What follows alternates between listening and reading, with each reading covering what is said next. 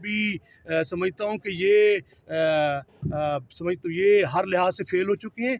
ये इन्होंने एक मसनूई सी पतंग के ज़रिए ये वो क्या कहते हैं जो कराची में वो स्टॉक एक्सचेंज को ऊपर लेके गैस की कीमतें देखें, बिजली के बिल देखें, और मेरे साथ महंगाई देखें, यहाँ सब्जियां नहीं मिल रही, टमाटर नहीं मिल रहे, कहते हैं पाकिस्तान की इकानमी ठीक हो रही। कहाँ इकानमी ठीक हो रही है? ये किसको किसको धोखा दे रहे हैं?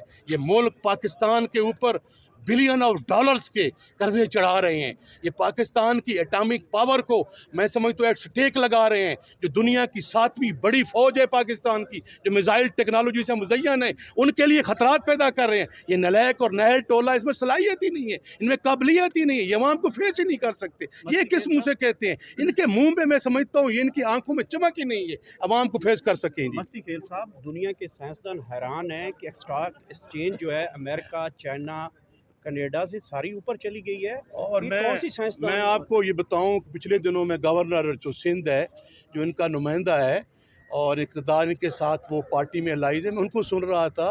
वो जो मेरे ख्याल में वो कह रहा था, चुनाए साहब जो है गालबन चेयरमैन है स्टॉक एक्सचेंज, वो कह रहा था चुनाए साहब ये किसको आप धोखा दे रहे हैं?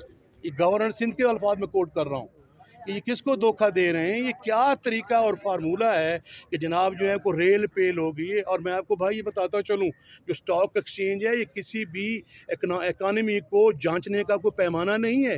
वो चंद बिलियनर जो हैं, चंद जो वडेरे हैं, जिन्होंने जो जो उन्होंने पाकिस्तान की मईशत को अपने कंट्रोल में लिया है, वो आपस में जो है वो कलीमुल्लाह ने समीउल्लाह, समीउल्लाह से कलीमुल्लाह खेलते रहते हैं। उसकी इफेक्ट जो है ग्रास रूट लेवल पे नहीं आ रहे। तो इसलिए मैं ये कह रहा हूँ कि गवर्नर ने भी, उनके सिंध के गवर्नर ने भी उनके समझता हूँ कि उस पर जो है वो अदम एतमाद कर दिया है। तो इससे बढ़ के मैं समझता हूँ इसके खिलाफ और चार्जशीट क्या हो सकती है? सर, पहले आप कहते थे